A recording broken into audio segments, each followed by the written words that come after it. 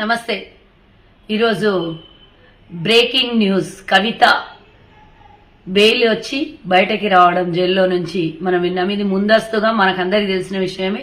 విచిత్రం ఏం కాదు. కవిత బయటికి రాదు అనుకోకుంటే విచిత్రం, గాని బయటికి వస్తుంది అని అందరికి తెలిసినటువంటిది విచిత్రం కాదు. ఆల్రెడీ బీఆర్ఎస్ బీజేపీ ఒప్పందాల ప్రకారమే కవిత బయటికి రావడం జరిగింది. ఇక మిగిలిందల్లా బీఆర్ఎస్ పార్టీ బీజేపీలో విలీనం కావడం.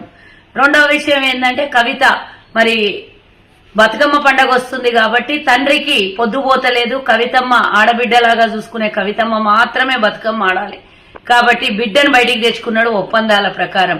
ఒకటి, ఈ రోజు బీజేపీ వాళ్ళని మేము ప్రశ్నిస్తున్నాం. కేజ్రీవాల్ ఇంకా జైల్లో నుంచి బయటికి రాడు, కవిత బయటికి వస్తుంది. సరే, ఏది ఏమైనా లిక్కర్ వ్యవహారంలో కవిత అరెస్ట్ కావడము, మనీ లాండరింగ్ విషయంలో కవిత అరెస్ట్ కావడం అన్ని తెలిసినటువంటి విషయాలే. దీన్ని సెలబ్రేషన్స్ చేసుకుంటున్నటువంటి బీఆర్ఎస్ వాళ్ళకి ఒక ప్రశ్న ఉన్నది. ఎన్ని రకాలుగా ఒప్పందాలు జరిగినాయి మీ మధ్యలో.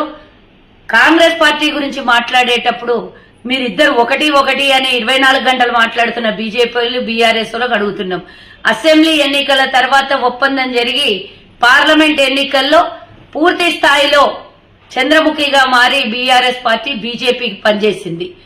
అదే విధంగా 7 స్థానాలలో డిపాజిట్ కోల్పోయి 17 స్థానాలలో ఓడిపోయినటువంటి బీఆర్ఎస్ ఈరోజు వారికి ఒత్తాసుగా ఏం కావాలంటే అది ఒప్పంద ప్రకారంగా బీజేపీ బీఆర్ఎస్ కి లొంగిపోయింది అనడంలో ప్రత్యక్ష సాక్షి కవిత. ఇక ముందు రాబోయే కాలంలో బీజేపీగా మారబోతున్న బీఆర్ఎస్.